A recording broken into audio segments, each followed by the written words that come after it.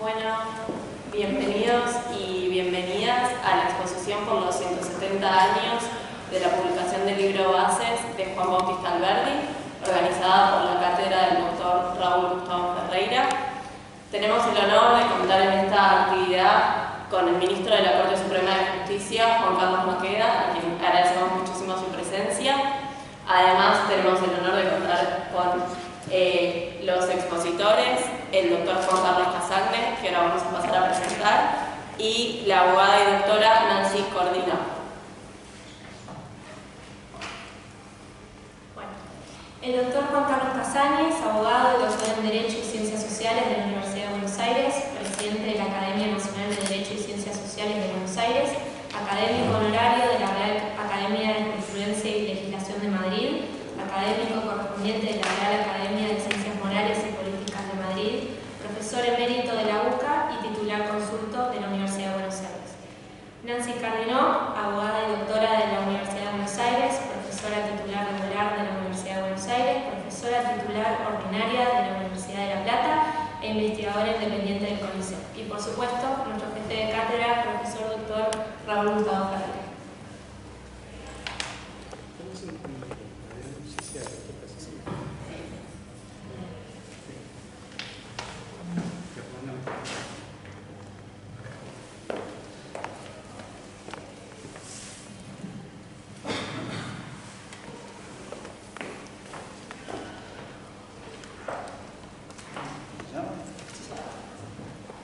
Buenas tardes a todos.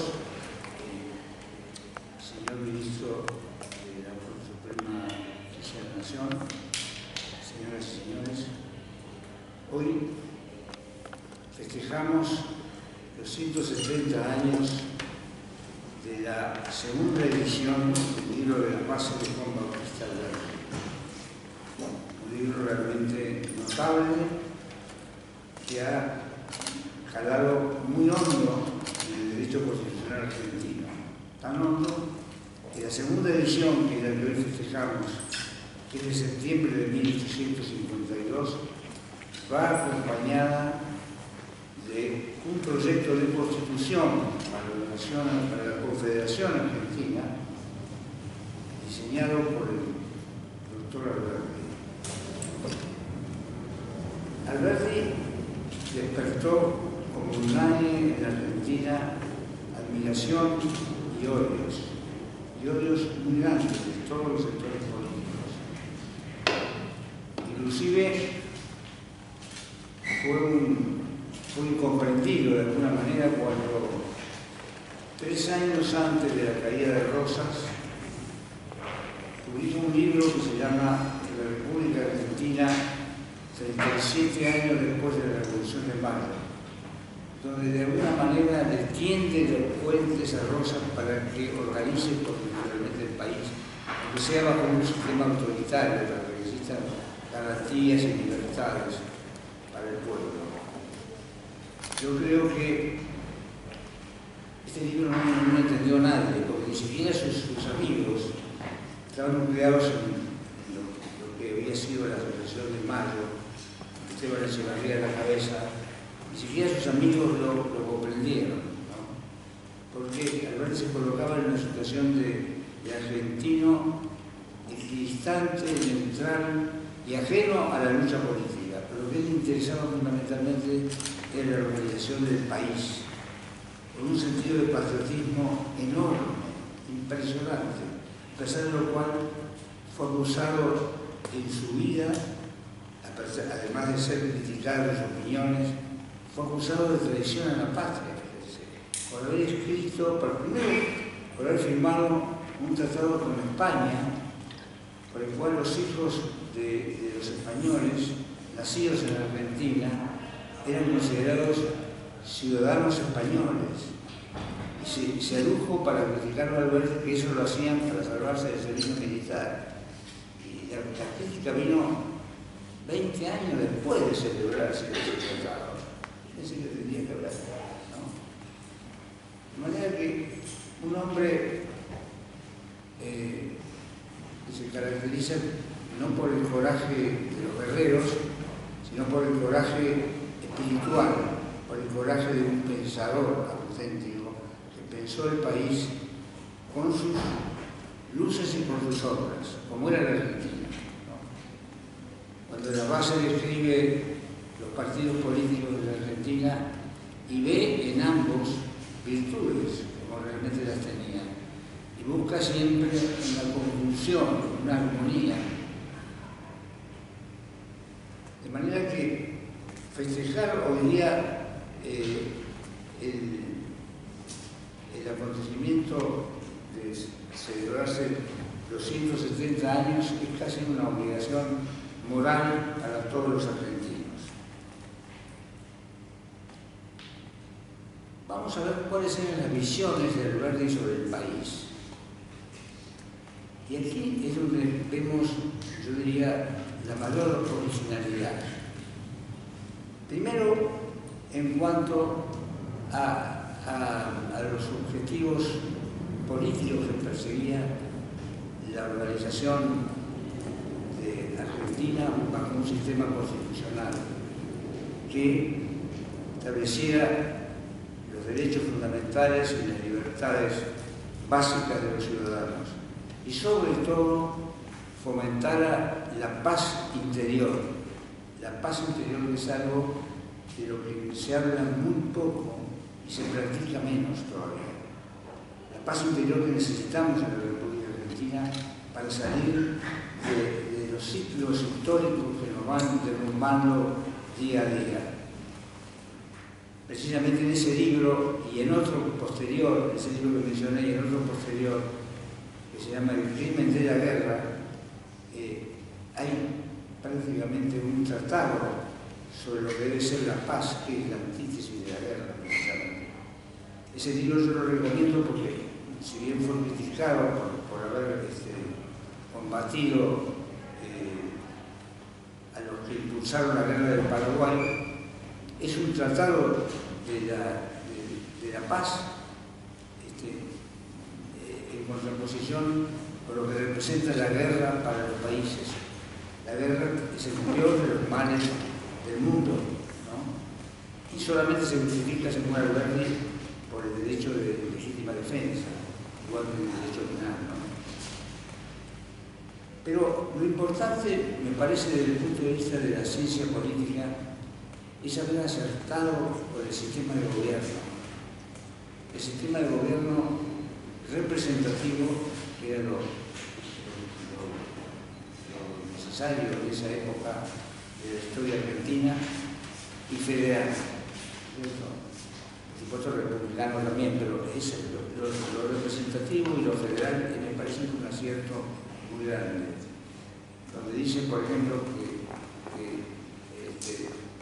el gobierno se ejerce a través de los representantes, ¿no es cierto? No es un gobierno, no es una democracia directa, abierta, porque abierta al desorden, sino que es una democracia ordenada, orgánica. Y sobre todo la forma federal del gobierno. Y la forma federal del gobierno reproduce los debates que había habido ya en el Congreso del 26, donde curiosamente ambos bandos, el bando federal y el partido unitario, invocaban a Washington en defensa de sus argumentos unitarios unos y federales otros, sin darse cuenta, dice Alberdi, de que lo que estaba en la raíz del sistema federal no era la unidad, sino la unión, que es una cosa diferente, ¿no? La unidad es una cosa casi, indica una concentración, una fuerte centralización. En cambio, la unión es la unión de entidades descentralizadas, de estados o de provincias que actúan con gran autonomía, sin necesidad de ser soberanas, porque eso implicaría la confederación. En Estados Unidos fracasó en los primeros 7 años y recién después tuvo éxito como sistema de gobierno del federalismo cuando va al federalismo de la Unión, ¿no? Que es el federalismo que adopta la Argentina, si bien tiene matices diferentes, pero básicamente ese es el modelo federal. Nadie puede negar, y a pesar de que a mí me han acusado de eso, de que nosotros, Alberdi y los constituyentes argentinos, hayan dejado de seguir el modelo federal de los Estados Unidos. Pero, y lo citan por ahí a Joaquín B. González, no han leído El juicio del siglo de Joaquín B. González, donde explica perfectamente cuál es el modelo que siguió Alberdi, cómo hizo para adaptar la Constitución de los Estados Unidos a la idiosincrasia de nuestro pueblo. Y por eso el sistema constitucional argentino, y yo me voy a referir después a otro punto muy importante, que es el sistema judicialista, difiere del sistema norteamericano en muchos aspectos, pero mantiene la esencia de ese federalismo que en ese momento era lo más moderno que había en el mundo. Porque en Europa no existía. En Europa existían las confederaciones, pero nunca se había ensayado un régimen así, mezcla de algunos antecedentes, Alberdi lo señala muy bien, algunos antecedentes unitarios, pero sobre la base de un federalismo, ¿no? En el Acuerdo de San Nicolás, perdón que hable de mi pueblo, donde nací, en el Acuerdo de San Nicolás se dice precisamente que se los convoca a los gobernadores, se les exhorta a los constituyentes que iban a ser elegidos para sancionar la Constitución, de que estén presididos por un espíritu federal antes que provinciano.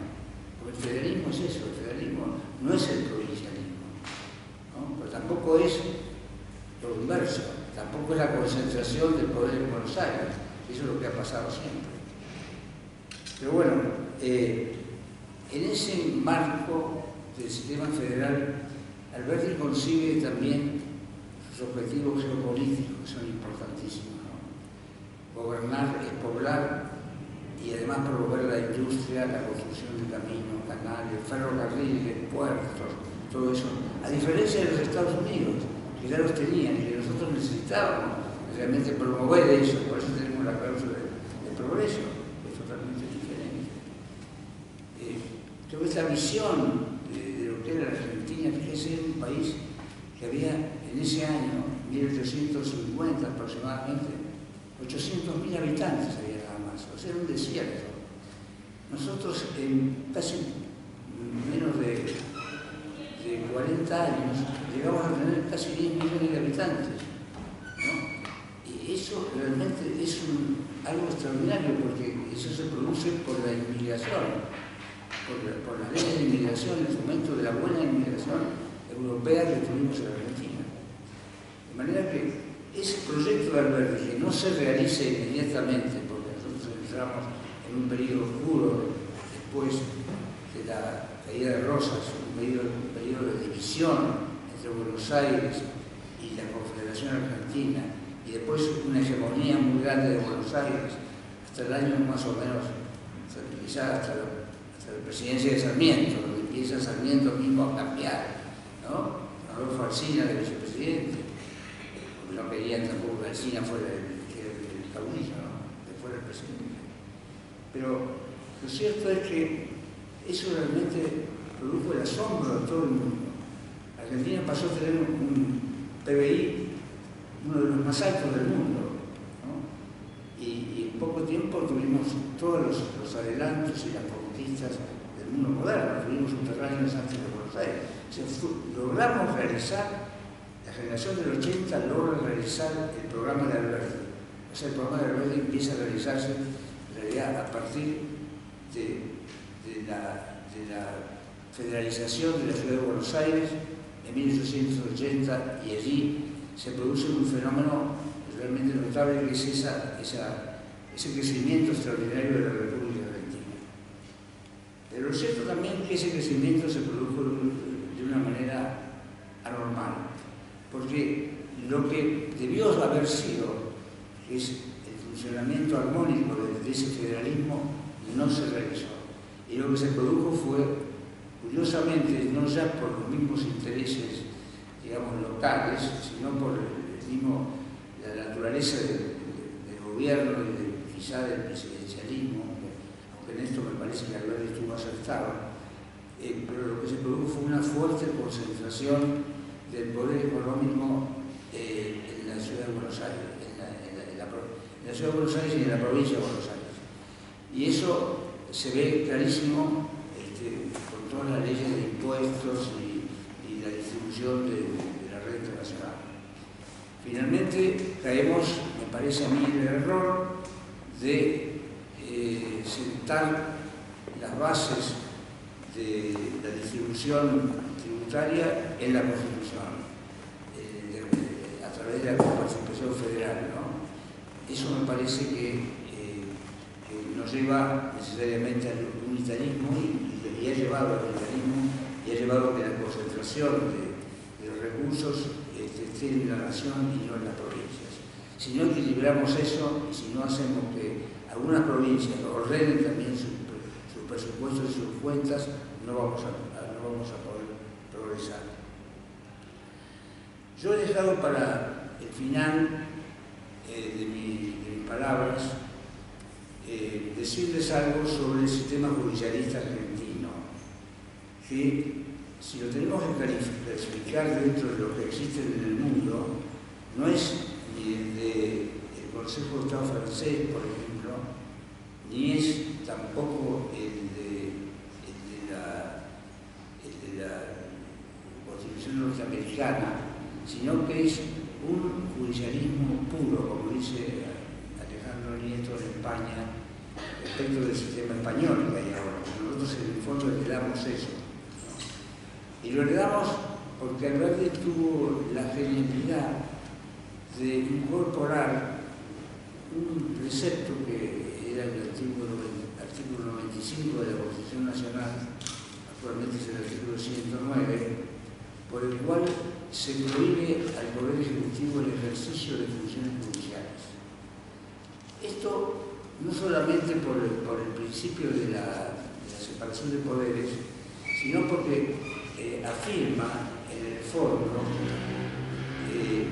la idoneidad de los tribunales, de los jueces, y la garantía más plena de inamovilidad en sus cargos. Garantía de inamovilidad que es antigua. Todo el mundo dice que viene de la Constitución norteamericana, pero son realmente muy ignorantes. Mismo los españoles no sabían hace poco que no venía de ahí. Resulta que en el año 1450 aproximadamente, Alfonso VI de Castilla dicta la misma cláusula de inamovilidad que tenemos nosotros, que después pasó 200 años más tarde con Carlos II de Inglaterra, a la muerte de Cromwell, ¿no? Cuando él copia exactamente la misma garantía que estaba en esa ordenanza de Castilla. Eso lo pueden ver en cualquier obra de los hispanófilos norteamericanos que han escrito sobre la materia. Prescott, por ejemplo, o el libro de Kent, que lo tradujeron acá en el Congreso Nacional sin darse cuenta que era un libro pro-español y pensaban que era pro-norteamericano, pero donde las citas al pie prácticamente todas indican cuáles son las fuentes que hay en el derecho español de la Constitución norteamericana. Hay un libro escrito por un señor Esteban que se dedicaba a los negocios inmobiliarios, curiosamente era un historiador, que se llama La Universidad de Salamanca y la Constitución norteamericana. Un libro que está agotado, lo editó en la Universidad Católica. Vale la pena porque ahí están todas las fuentes, incluso la obra de Prescott, de William Prescott, que era un editor católico, un hispanófilo, y que viajó a España para ver las fuentes, y iba con un séquito de traductores y especialistas en castellano antiguo para ver el antiguo derecho español, ¿no? Y este hombre se estaba quedando ciego, no veía nada, parece que tenía una enfermedad en la vista, y de golpe se cura y todos lo atribuyen a un milagro. No era un milagro, se había caído y tenía una catarata y se le había desprendido. Dice mi hijo, que era como que mi hijo oculista, me explicó lo que le había pasado. No era un milagro realmente, le había pasado eso y recuperó su vista. Pero publicó una obra maravillosa que se llama La Monarquía Española, Historia de la Monarquía Española. Y Y el primer capítulo, tomo, es el estudio de todas las viejas instituciones españolas, que son mucho más antiguas que las anglosajonas, que es todo el derecho, digamos, de 1100, todos los fueros de Aragón y de Castilla, que son muy anteriores, donde están todas las instituciones nuestras, ¿no? Está desde el curso de manifestación, el habeas corpus, hasta el defensor del pueblo, o la resolución de justicia. Fíjese por qué se llama justice al juez de la corte, porque es justicia de Aragón, no es jazz, es justicia, ¿no?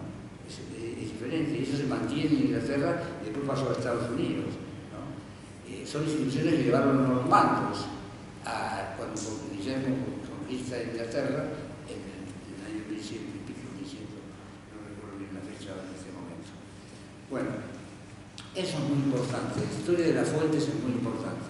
Y Alberdi toma precisamente esa tradición, lo hice muchísimas veces, de cuál es la herencia española, porque se decía, si bien estaba en contra de ciertas cosas que pasaban en España, que eran las cosas que nos habían atrasado, y todos los monopolios que había habido, todas las cosas que son muy sabidas en la historia, él estaba de acuerdo con que había en España un espíritu anterior y un derecho anterior y una historia anterior a favor de las libertades, ¿no? Y eso está ahí en casi todas las obras de él, se descubre, incluso cuando le da consejos a un estudiante, ¿no? Que le pide el padre por dónde estudiar, y le dice, mire, no pierda el tiempo yéndose a Francia o a Italia, vaya a España y empiece a investigar, y ahí va a encontrar las raíces todas de nuestro derecho público. Interesante esa correspondencia que tiene Alberdi. Bueno, Alberdi toma el artículo 95, ese artículo 95, antes tenía otra numeración, me parece que fue el 90, cambiando con la Constitución, la del 49, me parece que era el artículo 90. La toma del artículo 108 de la Constitución chilena de 1833, pero le hace un pequeño cambio, porque la Constitución chilena hablaba de que esa prohibición estaba enderezada también al Parlamento, al Congreso de la Nación, sino que Alberdi la deja para el Poder Ejecutivo, ¿no? Más. O sea, la perfila muy bien. Y se vuelve con la interpretación que ha hecho mi maestro, uno de los más grandes, para mí, juristas que yo he conocido, que es el doctor Jorge Titán Bosch. Tiene un libro fantástico que se llama Los Tribunales Administrativos para jugar a la administración pública. Alberdi lo que quiso hacer con eso es excluir, digamos, del ámbito del Poder Ejecutivo. Cuando digo Poder Ejecutivo, digo no solamente el Presidente de la República, sino los órganos dependientes, es decir, los tribunales administrativos, en una palabra. Estos órganos no podían nunca ejercer funciones de naturaleza judicial, y que esa prohibición comprendía no solamente las causas civiles y comerciales, sino también las causas que se llamaban entonces de Hacienda, que eran las causas en el contencioso administrativo. Entonces, eso es lo que da origen, fíjense, ese libro de Bosch y todo eso, a la jurisprudencia de la Corte Suprema, de Fernández Sáenz, el voto se ve clarísimo de Bofill, ¿no? Y de Averasturi. Y después se seguirá por la Corte Suprema en todos los precedentes posteriores, donde hay una doctrina invariablemente seguida, sobre todo en el caso Ángel Estrada, con motivo del reclamo que había para resarcirse de un usuario, planteaba el resarcimiento por unos daños provocados a raíz de los cortes de energía, ¿no? Entonces ahí el problema era si lo podía decidir eso un órgano administrativo o tenía que ir a la justicia. Bueno, la Corte siguió invariable su jurisprudencia, y de la cual surgen varias cosas de ese principio. Primero surge que en Argentina existe el principio de control judicial suficiente, porque es una amplitud de debate, pero puede haber excepcionalmente, la ley puede encomendar el ejercicio de funciones jurisdiccionales algún tribunal administrativo por razones de especialización, pero siempre que exista un control suficiente de la justicia. Un sistema totalmente distinto al norteamericano, donde en muchos estatutos de las agencias se incluye la revisión judicial, sobre todo se incluye la revisión de los hechos. No se puede jugar el derecho sin poder revisar los hechos, esto es casi elemental, ¿no? Bueno, sin embargo, hay algunos autores que están ahora diciendo en Argentina que tenemos que seguir el sistema norteamericano donde la revisión de los hechos está limitada. Eso me parece muy peligroso porque nuevamente es cercenarle al Poder Ejecutivo la plenitud del ejercicio de la función judicial. Otra de las cosas que difiere mucho es la doctrina de la deferencia, ¿no? La doctrina de la deferencia según la cual los tribunales deben aceptar como válidas, como justas, los criterios establecidos por la administración pública en cuanto a la decisión de las políticas que tengan que aplicarse en cada caso, ¿no? Y eso me parece que también en Argentina sería muy peligroso. Eso se puede hacer en Estados Unidos porque la garantía de la defensa está muy asegurada también en sede administrativa. Bueno, es diferente el sistema, ¿no? No tenemos que mezclar peras con manzanas, ¿no? Ellos tienen lo suyo que es adaptable a ellos y nosotros tenemos el nuestro. Haber traído algunas instituciones acá en Argentina como la audiencia pública, díganme, es una audiencia donde van 1000 personas para resolver el problema de 4 millones o de 2 millones de usuarios, no tiene sentido, porque eso va a estar dominado siempre por otros intereses que van a actuar con fuerza, con preponderancia y van a impedir el juzgamiento realmente o la decisión justa y razonable que se tenga que adoptar. Por eso tampoco es posible aceptar lo que ellos llaman jurisdicción administrativa primaria, es decir, que exista una función judicial casi plena en el ámbito de las agencias, en el ámbito de los entes reguladores.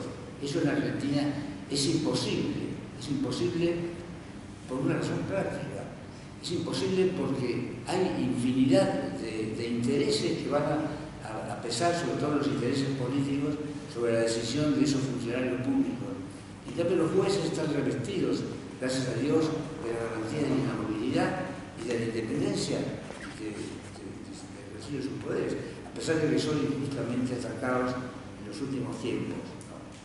Nosotros en la Academia de Derecho hemos reaccionado contra estos ataques, sin hablar de personas ni de partidos, pero hemos dicho que los jueces tienen que actuar con plena independencia del ejercicio de su función y que son condenables todos los actos de crítica que puedan hacer los funcionarios públicos sobre el ejercicio de las funciones de los jueces.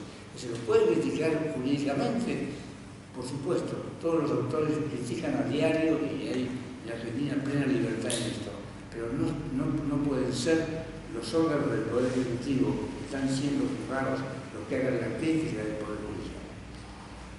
Eso me parece que es fundamental.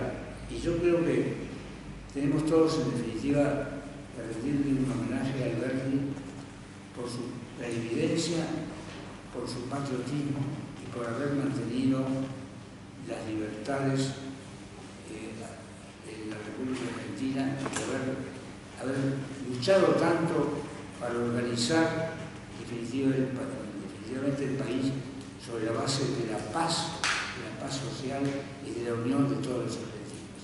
Nada más y muchas gracias.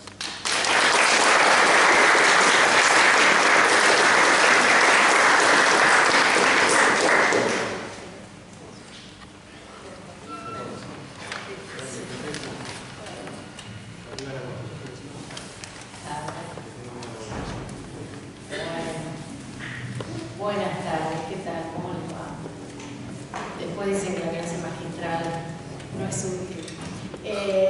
Bueno, tuvimos una clase, ahora yo voy a hacer una intervención ceñida a las bases, efectivamente, que es lo que nos convoca. Agradezco la invitación, la afectuosa invitación a participar de este evento. Y cuando me invitaron, lo primero que pensé es es en el tiempo, ¿no? 170 años, no sé si estamos ante la primera jornada preparatoria del Bicentenario, no me queda claro, eso es raro, 170 años. De todos modos, ya el doctor Cassani ha fundamentado porque tiene muy merecido el homenaje a Alberti en general, pero insisto que me voy a concentrar en las bases. Yo me preguntaba, ¿no?, quiénes estarán aquí festejando el bicentenario de estas bases. Seguramente hay muchísima gente joven aquí, así que nosotros vamos a venir a escuchar a alguien de quienes están aquí hoy en la sala, que son muy jóvenes y van a tener mucho que decir. La duda que también, por supuesto, cabe es si la Constitución a la que Alberti fundamenta estará vigente, ¿no? Si seguirá. Eso es una duda interesante, hay que pensarlo. Muchas cosas pueden pasar en 30 años, pero ya han pasado 170, así que quién sabe. Y pensando en el bicentenario también me pregunté por el centenario, ¿no? No encontré a ninguno de los historiadores de la facultad estos días, así que no sé qué pasó aquí en el centenario. Por empezar, la Constitución no estaba vigente, así que sería también extraordinario esto, ¿no?, que en el bicentenario esté vigente una Constitución que no estaba vigente en el centenario, pero cosas más extrañas han pasado en el campo del derecho, así que quién sabe, ¿no? Las bases van a estar vigentes, eso lo sabemos. Bueno, he hecho un rodeo hablando del tiempo para tomarme tiempo, ¿no?, para hacer que ustedes se vayan olvidando para que bajen de la conferencia, de la clase del doctor y entren a la mía, que está muy ceñida al texto de las bases en particular, ¿no?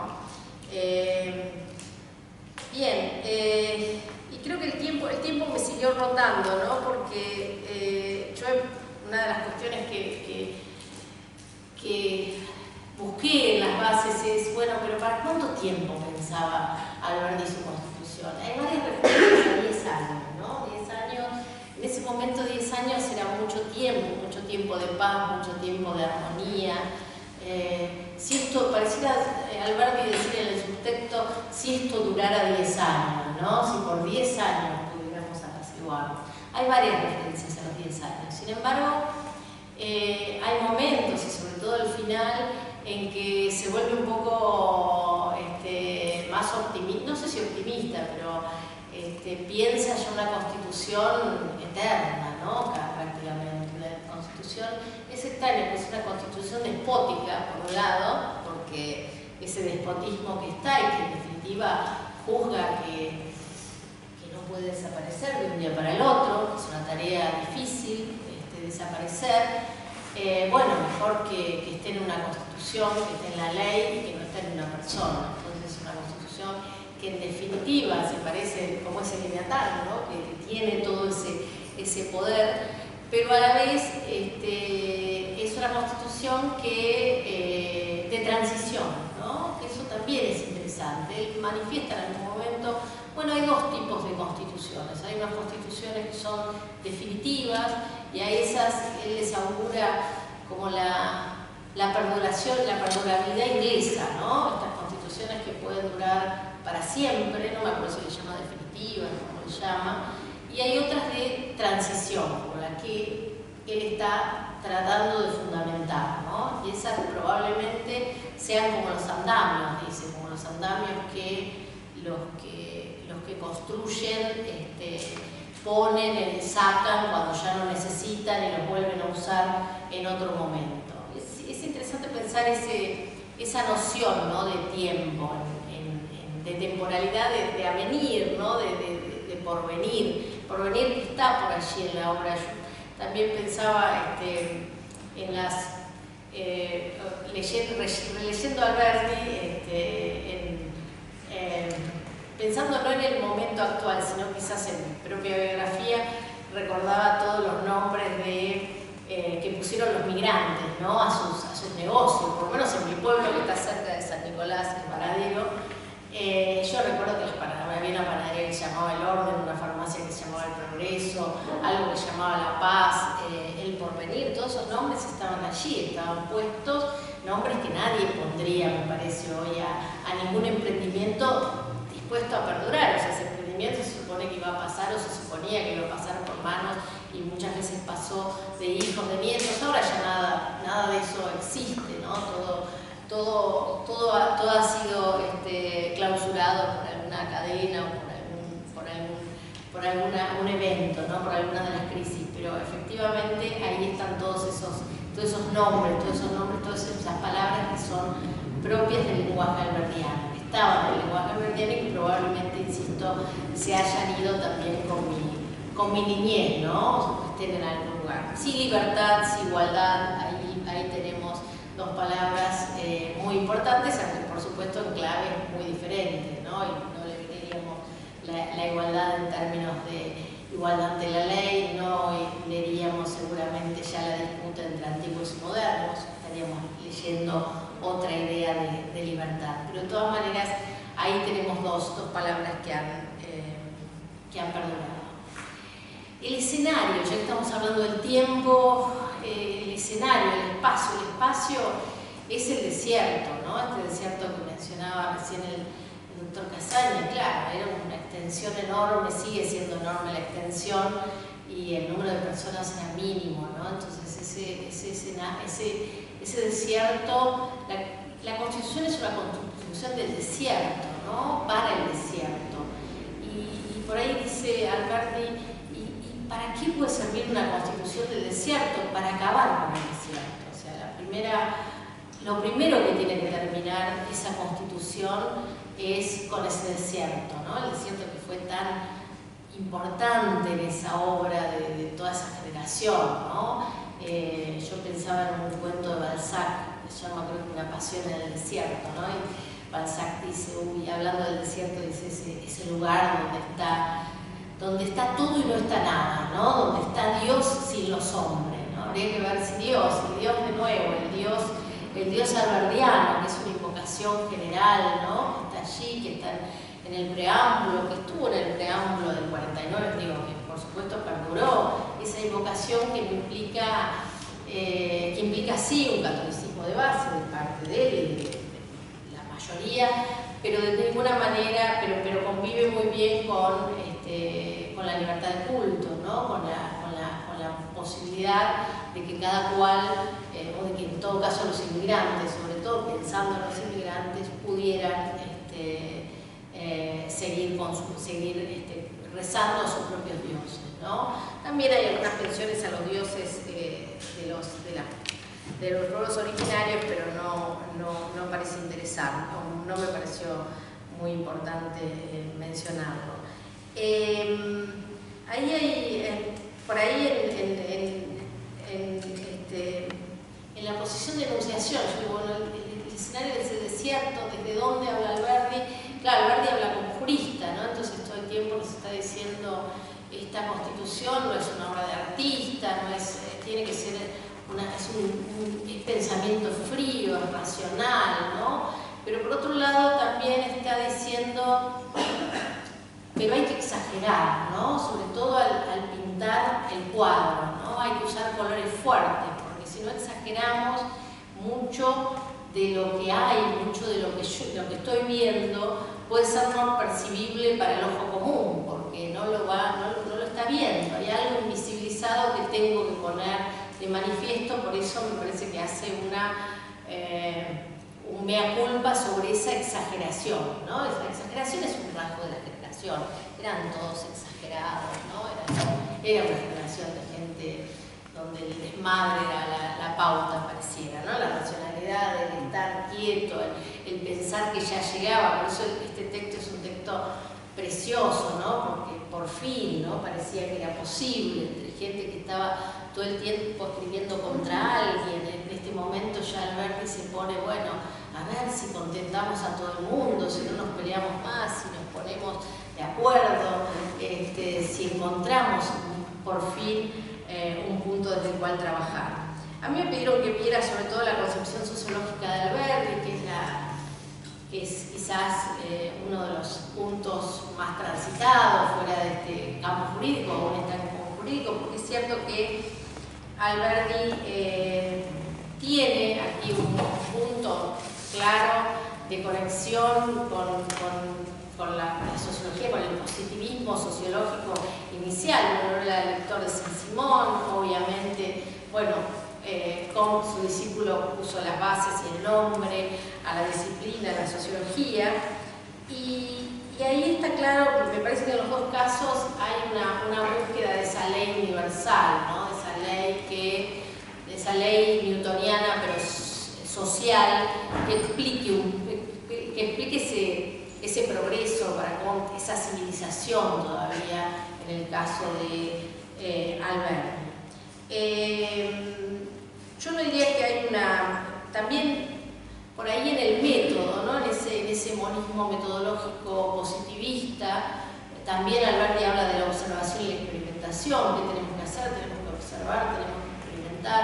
No diría que Alberti es un observador fino, es alguien que está mirando, viendo y más o menos acomodando los hechos a su cometido. Y el banco de experimento pareciera ser ese derecho comparado, ¿no? Donde está tomando, trayendo y marcando diferencias. Y además diciéndolo, no hay que imitar, la imitación no sirve. ¿Por qué no sirve la imitación? Bueno, para él es muy claro, porque los hechos, la historia mandan, ¿no? Y ahí hay un punto en el que la argumentación de Alberti se va quebrando varias veces, se va resquebrajando. Por un lado, son los hechos, es la providencia. Entonces, en definitiva, hay una determinación o sobredeterminación de la historia a partir de esos hechos, esa providencia. Pero por otro lado está la mano del jurista, ¿no? Entonces, la mano de ese jurista habitualmente pareciera que es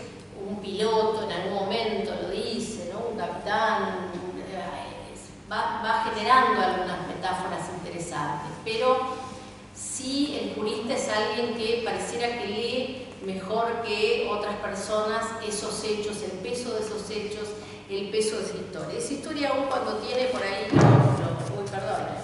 perdón el ruido, cuando aún está escrita en un lenguaje muy amargo, evidentemente está escrita en un lenguaje muy amargo. A ver si no voy a encontrar la cita, pero no importa. Estamos invitados a releer. Para mí fue una experiencia muy buena reencontrarme con el texto, por lo menos, ¿no? Dice Alberti, si los legisladores dejaran siempre hablar de los hechos, que son la voz de la providencia y de la historia, habría menos disputas y menos pérdidas de tiempo. Y si hay algo que Alberti ya no quiere son disputas y perder tiempo, eso está claro. El tiempo ahí apura, está seguro de que apura, a pesar de que después no ayuda, después ya sabemos que no, pero de todas maneras esos son un poco los enemigos del momento. Y sin embargo, le va a otorgar esa potencia a su acción, ¿no? En cuanto a, si bien la historia y la providencia mandan, ese proceso requiere esa descripción, esa exageración para de alguna manera encarnar, ¿no? Encarnar una acción. Bueno, como dije, la indagación de los hechos, sí, creo que el diagnóstico más terminal es este país, o no sé lo que es este terreno, ¿no? Este desierto justamente solitario y pobre, ¿no? Desierto, solitario, pobre, ¿no? Esto es lo que tiene que quedar en el pasado, según Alberti, ¿no? Y con esa descripción, lo que apura es la generación de remedios, ¿no? La necesidad de crear ese gobierno, la necesidad de contar, como recién decía, con esos legisladores que comprendan su época y sepan servirla, ¿no? Los repasos de todas las constituciones y ver a qué hay que acercarse, de qué hay que alejarse, qué se puede aprender. La historia es una maestra de vida y, como ya dije, nos está indicando por lo menos que no debemos hacer, ¿no? No necesariamente qué debemos hacer, pero creo que sí por dónde no debemos ir. La inmigración, ¿no? La inmigración que por un lado tiene que ser espontánea, eso nos está diciendo, y por el otro lado debe ser provocada, ¿no? Debe ser provocada provocada, o sea, sin un gobierno que la provoque, que genere las condiciones, esa inmigración parece imposible, pero por otro lado, esa noción de espontaneidad, ¿no? de esos pueblos, de esos países que estaban superpoblados, que ya no tenían acceso a la propiedad, que en definitiva iban a ser los pobladores que imaginaba Alberdi, ¿no? Y también la confianza en esos jueces, sí es cierto, que iban a dar sentido a las normas, ¿no? Los jueces en definitiva iban a ser los intérpretes. La Constitución tenía que ser en definitiva una Constitución mínima, porque ese es un requisito para que la Constitución perdure. Para que la Constitución perdure tiene que ser una Constitución mínima, pero si es mínima tiene que haber jueces que sean capaces de interpretarla, de actualizarla, y en eso creía Sarmiento. Hay momentos en que, perdón, un lapsus interesante, Sarmiento no creía eso. Hay también párrafos es un anacronismo, pero de Sarmiento, de Alberdi, claramente realistas, ¿no? Está diciendo, bueno, pero si no un juez que diga que esto es un derecho, si no tenemos un juez que interprete la ley, está muerta, ¿no? Entonces ahí, algunos de los sobre todo los párrafos, creo que Frank los podría, por ejemplo, Frank Holmes los podrían perfectamente suscribir, ¿sí? La ley es un Dios mudo, habla siempre por la boca del magistrado, dice por allí, ¿no? En términos weberianos, además diríamos que esa ley está solventada, está legitimada por la costumbre, por la tradición, ¿no? No es una fundamentación más allá de que él considere que es un jurista racional y frío, de todas maneras la fundamentación que requiere es la tradición, por eso esa búsqueda tan minuciosa acerca de esa tradición. Bueno, ustedes disculparán los rodeos, ¿no? Pero los rodeos son en este caso una manera de lectura, una manera de habitación también, ¿no? Supongo. Yo no tengo con qué entrar pisando fuerte al Alberdi. Acá quienes me acompañan tienen cómo hacerlo.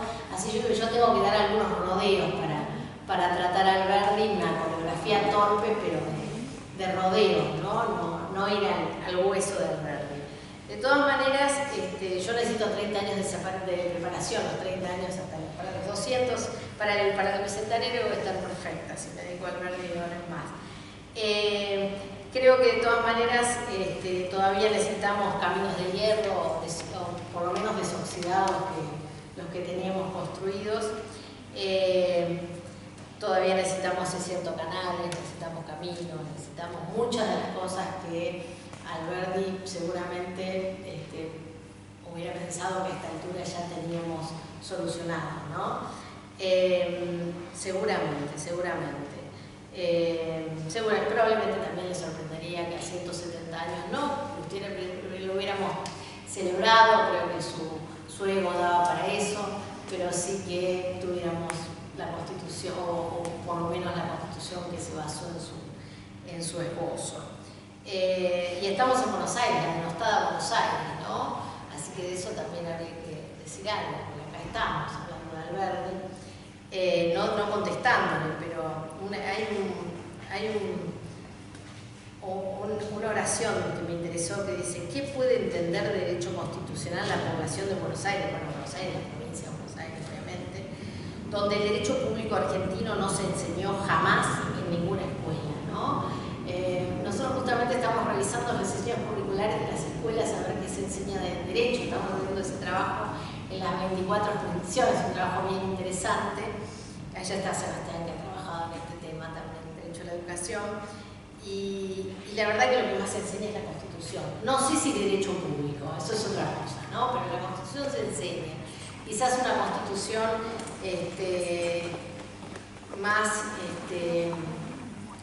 más cristalizada de lo que se debería, ¿no? No una Constitución en acción, ¿no? Sino que seguimos aprendiendo a recitar el rezo laico, ¿no? El rezo laico, a pesar de la invocación de Dios, a Dios es un rezo laico del preámbulo, pero bueno, habrá que ver si algo más de derecho público trasciende en la enseñanza de ciudadanía.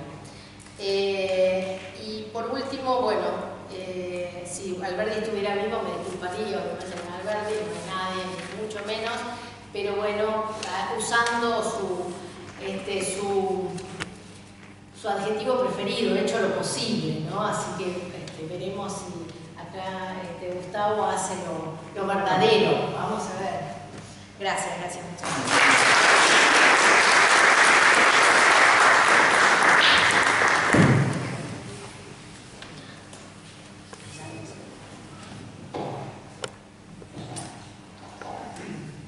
Muy buenas tardes a todos.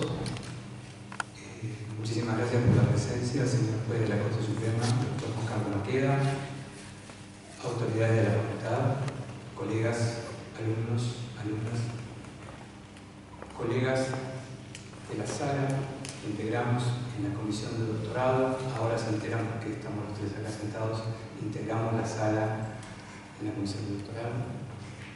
Y hemos recogido la iniciativa del doctor Juan Carlos Casaña, porque fue de él la idea, de recorrer los primeros 170 años de las bases y puntos de partida para la organización política de la República Argentina, derivados de la Ley de Desarrollo que ha de presidir la civilización en América del Sur. Ese fue el título que don Juan Bautista le colocó a su primera y segunda edición, ambas de 1852. El motivo de la reunión fluye a partir de que tratamos de repensar cuál es la influencia, la determinación normativa concreta. ¿Qué fue lo que hizo Alberdi? ¿Fue un coautor decisivo de la Constitución? ¿Fue un inspirador? ¿Fue el ideólogo de la Constitución? ¿Fue el máximo influyente? ¿Fue acaso el arquitecto de la institucionalidad de la Argentina? O, como algunas personas, algunas voces aisladas, dicen que prácticamente no tuvo nada que ver. Estamos en presencia, y me refiero sobre todo a los más jóvenes que están acá, que son muchos, de dos cosas muy importantes, dos estados de cosas muy importantes que han mencionado Juan Carlos y Nancy. Los argentinos y las argentinas tenemos enormes defectos, pero vamos a hablar de las virtudes. Tenemos una de las constituciones más antiguas del mundo. Tenemos las instituciones constitucionales más antiguas del mundo. Tenemos institucionales constitucionales de las más antiguas del mundo funcionando.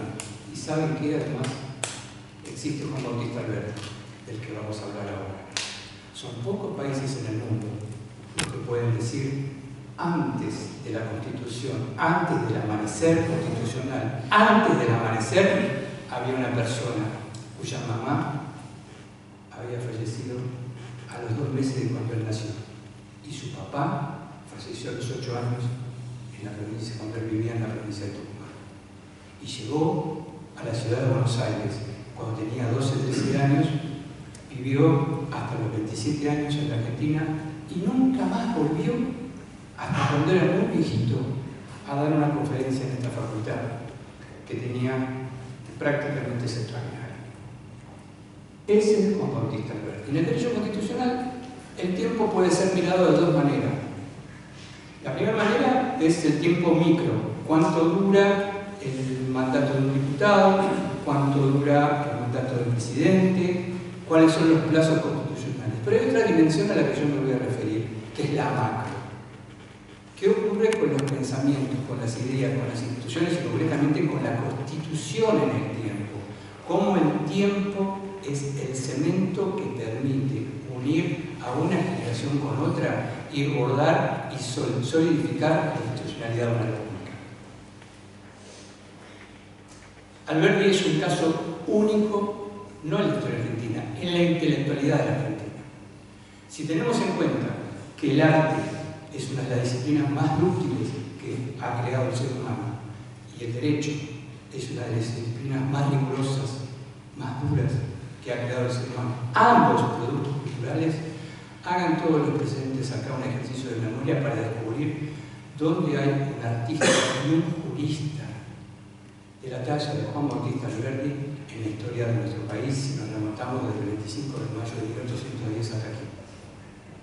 Alberdi fue poeta, Alberdi fue dramaturgo, Alberdi leía perfectamente un pentagrama musical.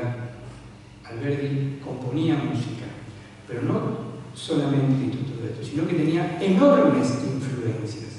Había leído prácticamente a todo lo que circulaba dando vueltas. Nos preguntábamos recién, ¿dónde aprendió a leer en francés? ¿Dónde aprendió el latín? ¿Cuál fue la formación concreta que tuvo Alberdi? Fue evidentemente un enorme autodidacta, como otros grandes autodidactas de la historia. Leyó por derecho propio a Volney, leyó a Le Meunier, a Suárez, a Victoria, a Condorcet, que lo influencia de manera decisiva. Había leído prácticamente todo el derecho constitucional sudamericano. Yo les pregunto a ustedes, que son más jóvenes, ¿cómo hizo cuando escribió las bases para citar todas las constituciones de América del Sur? Y hasta acá sabemos que no tenía ni WhatsApp, ni Internet, ni ningún medio. Tenía todas las constituciones. ¿Cómo llegaba ese material? ¿Cuáles eran las fuentes? Realmente es por momentos, cuando uno dice este hombre era un ilustrado realmente del derecho constitucional comparado. Citaba a Rousseau, citaba a Story, citaba al federalista, citaba al inglés y francés de primera mano. ¿Cómo llegaba ese material? ¿Cómo lo estudiaba? ¿En qué momento?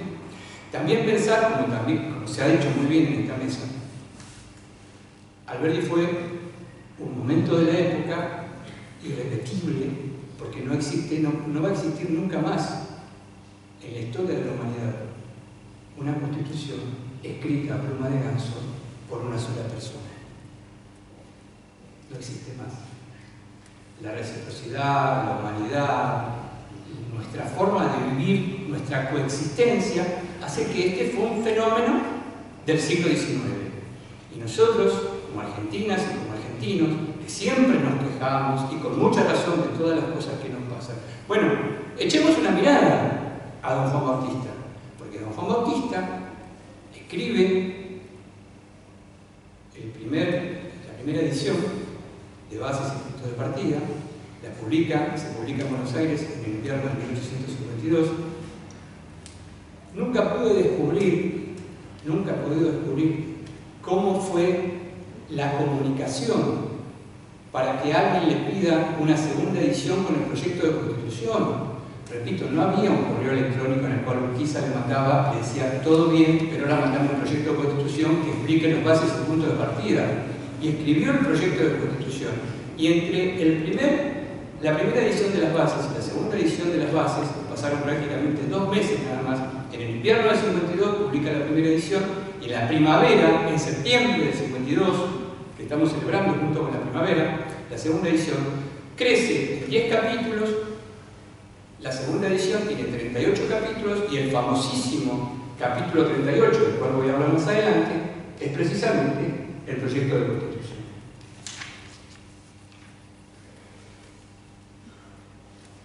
¿Cuáles eran las ideas rectoras de Juan Bautista Alberdi?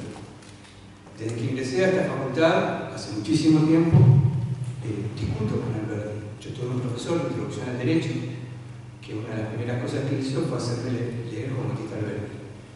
Cuando yo tenía 18 años, incluso todavía tengo lo que era, también vamos a ver, la 4ª edición de las bases, discutía muchísimo. ¿Por qué nosotros hemos elegido la segunda edición?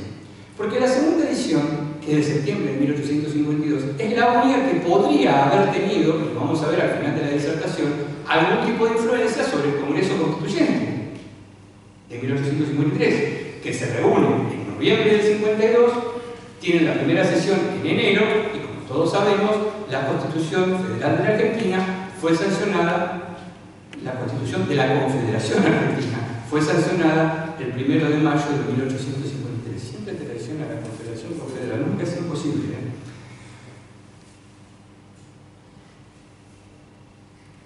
Alberdi estaba obsesionado, como señaló el maestro Casani, con la paz.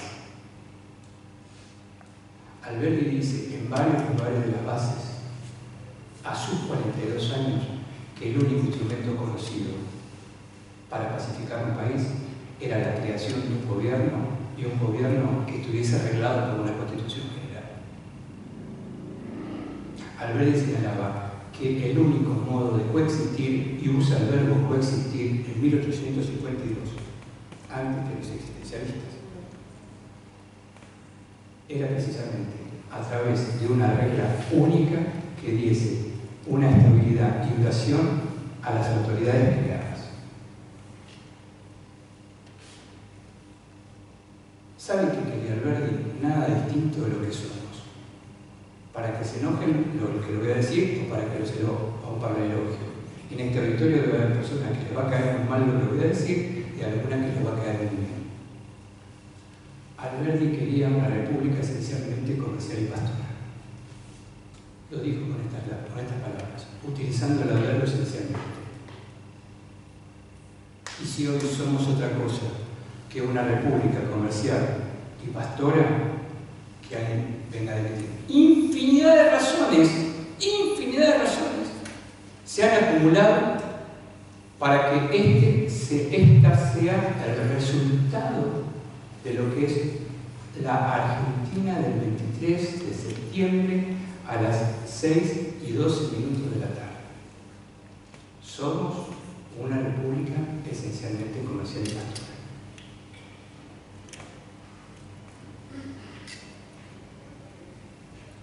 Se ha dicho muy bien,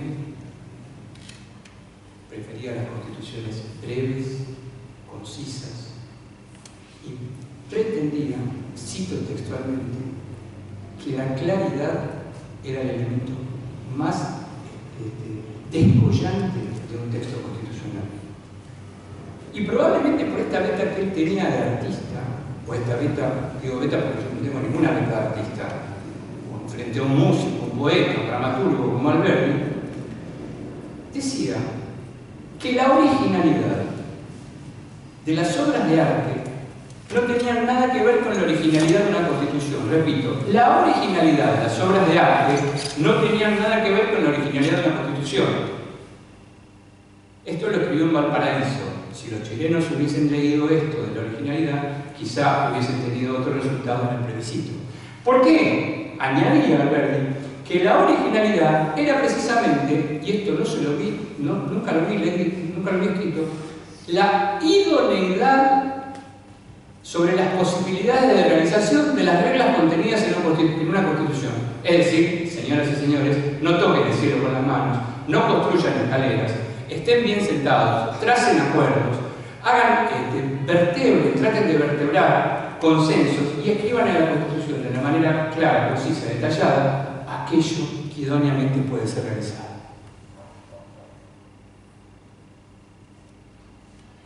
En los 38 capítulos de bases y puntos de partida, en 24 de ellos, Alberdi habla de la Constitución. Claro, si Alberdi hubiera sido alemán, o si Alberdi hubiera sido norteamericano, con lo que voy a decir, se habrían escrito, pero toneladas de letras. ¿Qué dijo Alberdi? Alberdi marcó el contenido esencial de los derechos fundamentales.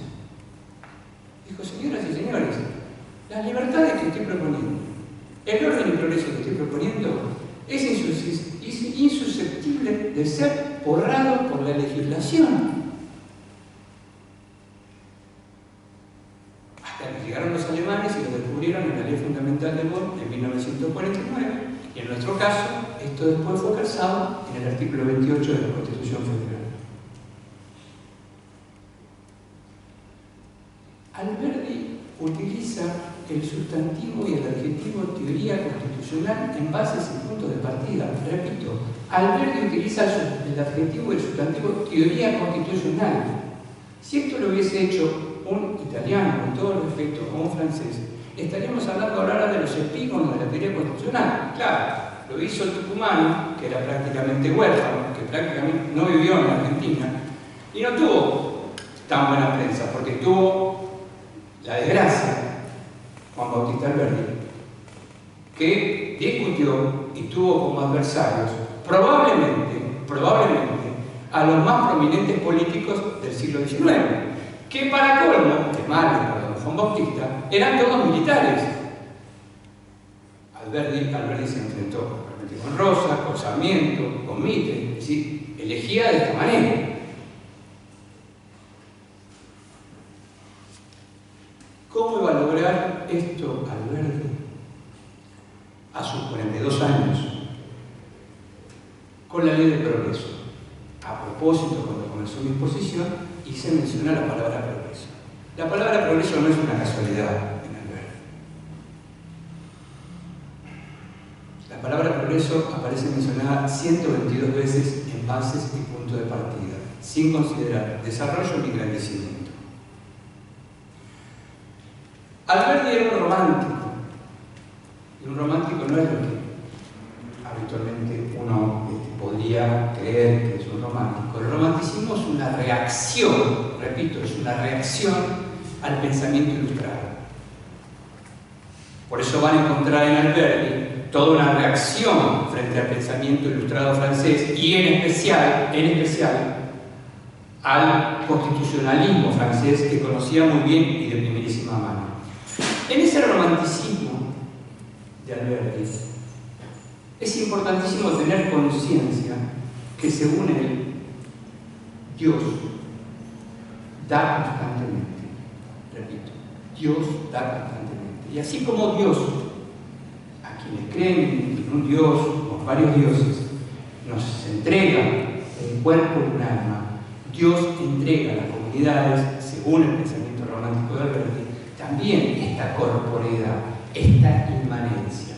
Y a través de esa inmanencia, a lo largo de la historia, se iba a producir, iba a decir, fatal e inevitablemente, un progreso ilimitado y desarrollado que de una manera era la respuesta a la progresía de los iluministas y por otro lado era su tesis más importante que estaba planteando. Esta es la idea del progreso de Alberdi. ¿Cómo se iba a lograr ese progreso? Lo dijo muy bien la doctora Carolina. Gobernar es poblar, la inmigración.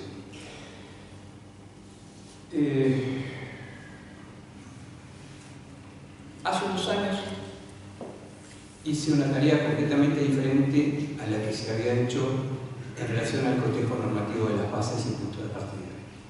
Hasta que yo emprendí esta investigación, se había comparado del lado izquierdo de la hoja la Constitución Federal de la Argentina y del lado derecho el proyecto de Alberdi. Yo hice exactamente al revés y trabajé durante 6 meses colocando el proyecto de Alberdi del lado izquierdo de la hoja y la Constitución Federal del lado derecho. Muchos pensarán que con mucho tiempo, muchos fines de semana, todo en ese momento se hacía con tijeras, cortando, armando, hasta que dije, bueno, en este momento hay que llegar a una conclusión. La Constitución Federal de la Argentina, sancionada el 1 de mayo de 1853, tiene alrededor de 6.000 palabras, unas 15 páginas de Word. El proyecto de Alberdi tiene aproximadamente unas 4.100 palabras. Hasta ahí no les he dicho nada. La primera evidencia surge de manera casual cuando ambos textos tienen la misma estructura, un preámbulo y 2 partes. Bueno, casualidad, uno puede decir. Esto fue una casualidad. Los constituyentes de 1853, entre quienes estaba uno de sus mejores amigos, Juan María Gutiérrez, que venía con él en el barco cuando se enteró por WhatsApp que había caído Rosas, volvían de Lima, estaban juntos en el barco.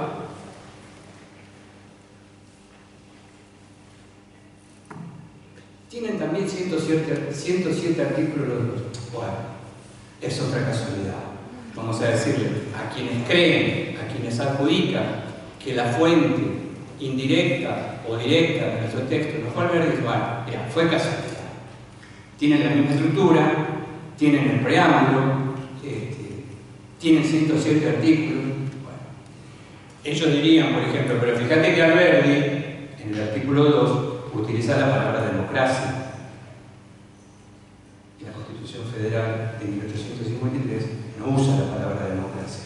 No estoy diciendo que la Constitución Fundacional de la Argentina es antidemocrática. Quiero decir que Alberdi, en el artículo 2,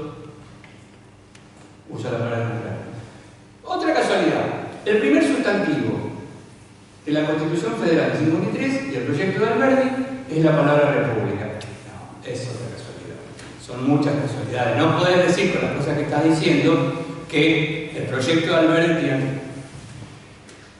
Entonces me dediqué, palabra por palabra, a cotejar los textos y llegué a la siguiente conclusión. Más del 90% del campo semántico de Juan Bautista Alberdi se encuentra alojado en la Constitución Federal de 1853. Maestro. Más del 50% del campo semántico. Frente a esto, es una evidencia mucho más que palmaria, es incontrastable. Cuando estamos viendo, decir, caramba, con un Congreso que sabemos que ha tenido pocas sesiones, o por lo menos deliberaciones, sin dudas, el texto de Alberdi fue, como una palabra que se usa mucho hoy, un insumo, llama. Y dentro de estas nombres que se adjudican, a mí me ha gustado siempre llamarlo a Alberdi el gran arquitecto, porque es el gran arquitecto del edificio de la institucionalidad argentina, una institucionalidad que en gran parte está construida, en una parte ha quedado demolida y en otra parte estamos todos aquí presentes porque en definitiva todos los que estamos acá tenemos un estímulo, una esperanza, una idealidad respecto de la construcción comunitaria de esa institucionalidad. Ninguno de los que está acá presentes viene a rendir homenaje a los primeros 170 años de las bases y puntos de partida para la organización política de la República Argentina, porque esté pensando en demoler, en destruir, en dejar. ¿Cómo podríamos hacerlo por otro lado? ¿Cómo podríamos nosotros hacerlo? Los invito a todos y a todas a este ejercicio. ¿Qué países del mundo tienen una obra fundamental del talento de bases y punto de partida? No estamos de acuerdo con Alberdi, no estamos de acuerdo con Alberdi con los derechos políticos, claro que no, claro que no. Estaba a favor del sufragio universal, no estamos de acuerdo con Alberdi con el trato que le adjudicaba a la mujer, pero claro que no. No estamos de acuerdo con Alberdi con algunas pautas que tenía donde él consideraba que era más importante determinadas cuestiones en materia de propiedad antes que el bienestar general. No estamos de acuerdo. Tampoco estamos de acuerdo con Alberdi con el tratamiento, cómo se refería a los indígenas, cómo se refería al GAP. No estamos de acuerdo. Hay un montón de cosas con las que no estamos de acuerdo con Alberdi. Pero no estamos de acuerdo en el año 2022. A mí me gustaría que esto que están grabando hoy lo veamos en el año 2192, a ver qué piensan de nosotros en el 2192 respecto de las cosas que estamos diciendo. No estoy justificando a Juan Bautista, porque en el momento que él dijo estas cosas, en algún punto, en materia económica, algunas ideas de tipo anarco-libertarias, en algún sentido, pero que uno pueda discutir con esas ideas no me puede distraer de ningún modo y tener en consideración el aporte notable, fundante, descomunal, no solamente para la ciencia jurídica de la Argentina, sino para la tarea de la judicatura. Un fallo casal muy reciente, del año 2005, donde en el considerando 11, el doctor Maqueda señaló precisamente la influencia de Juan Bautista Alberdi en la organización política de la Argentina.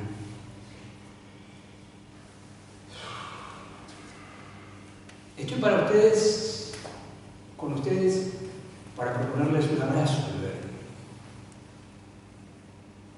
para amigarnos en este sentido con la historia.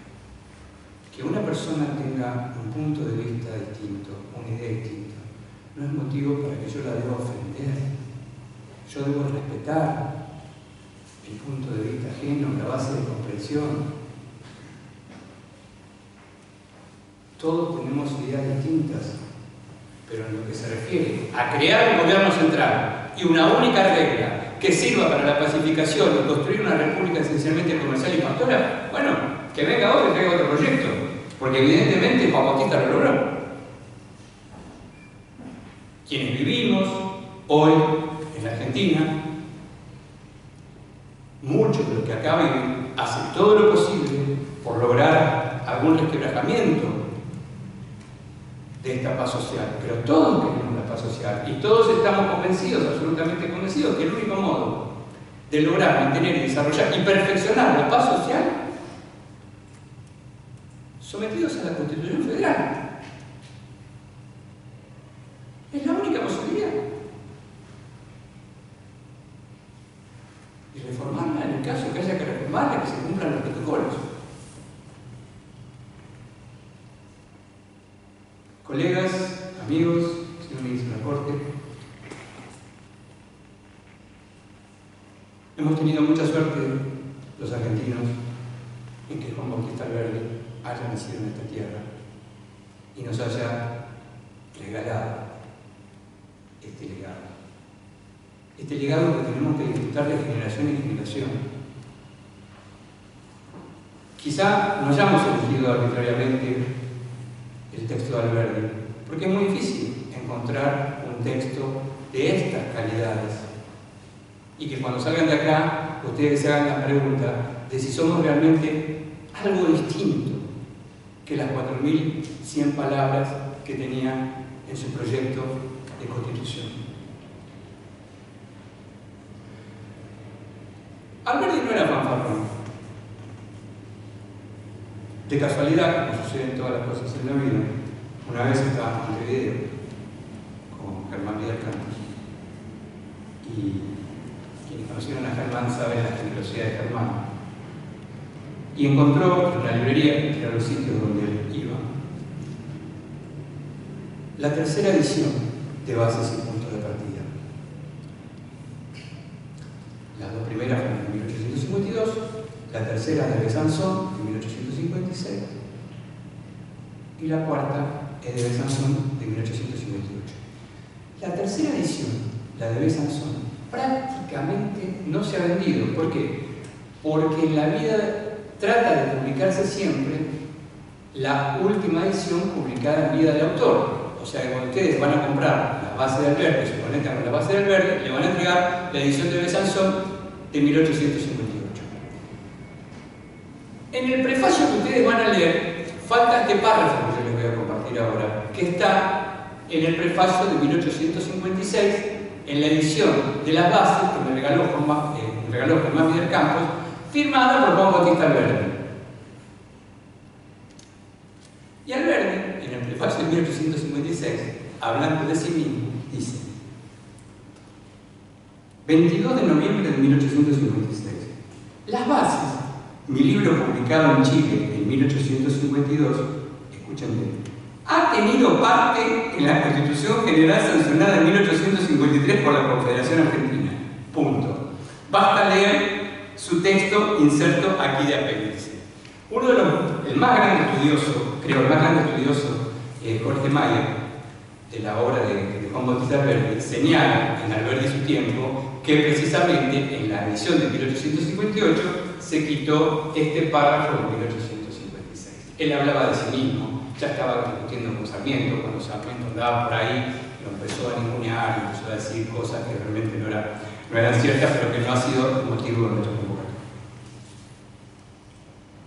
Este gran arquitecto creo que merecía realmente este homenaje, sobre todo con las palabras de Juan Carlos y de Nancy, que me han invitado, han tenido la cortesía de estar con ustedes. Y yo, como estoy acá, y me gusta siempre duplicar las apuestas, y dado que mis colegas de panel se han referido a la paz, les voy a duplicar la apuesta y vamos a encontrarnos el año que viene en la misma hora para conversar sobre el crimen de la guerra. Ha sido un placer. agradecer y estoy muy honrado por la atención que me han dedicado. Muchas gracias.